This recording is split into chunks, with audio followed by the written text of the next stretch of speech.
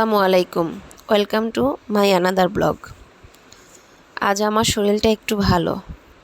সকালে ঘুম থেকে উঠে নিয়মিত কাজে লেগে গেলাম।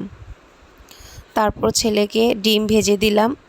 তারপর মনে হলো ননদিনীকে রান্না করে পাঠাতে হবে, তাই তার জন্য রান্না বসিয়ে দিলাম। রান্না করতে করতে ভাবি কতই রঙ্গ দেখি দুনিয়ায়। একটু ভালোভাবে থাকার জন্য, ভালো খাওয়ার জন্য মানুষ কত কষ্ট করে। আজ আমার স্পেশাল ডাল রান্না করলাম। অনেকের কাছে ভালো লাগে আমার হাতের এই ডাল, অনেক মজাও বলেছে। হঠাৎ করে ছেলে রান্নাঘরে এসে জিজ্ঞেস করলো, মা তোমার সাথে কি জিন আছে? আমি জিজ্ঞেস করলাম, কী জন্য বাবা?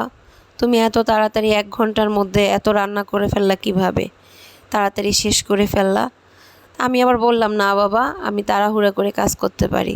তুমি দোয়া করো মার জন্য, মা যেন সুস্থ থাকতে পারি। বিকেলের দিকে একটু চাঁদপুরের বড় স্টেশনে গেলাম। মনটা একটু ভালো করার জন্যই গেলাম। ওখানে গেলে খারাপ মনও ভালো হয়ে যায়, তাই একটু বড় স্টেশনে গেলাম। ওখানে গিয়ে আসলেই মনটা ভালো হয়ে গেছে। আমার ছেলে ওখানে দাঁড়িয়ে লাইভ করতেছে, ও ভিডিও করতেছে। সাথে আমি আমার অফিসের ফিশ অ্যাসিস্ট্যান্ট প্রিয়াকে নিয়ে গেলাম।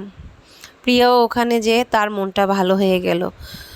হাঁটতে হাঁটতে গলাটা এত বেশি শুকিয়ে গেল, তখন 3 জনে 3 রকমের শরবত নিলাম। শরবত খেয়ে মনটা ভালো হয়ে গেল। আসার সময় দেখলাম রক্তধারাটা এত সুন্দর লাগতেছে, তাই রক্তধারার কাছে দাঁড়িয়ে একটু ভিডিও করলাম। দেখেন, ওখানে গেলে মন এমনি ভালো হয়ে যায়। সবাই যাবেন, ঘুরে আসবেন, মনটা ভালো হয়ে যাবে ইনশাল্লাহ।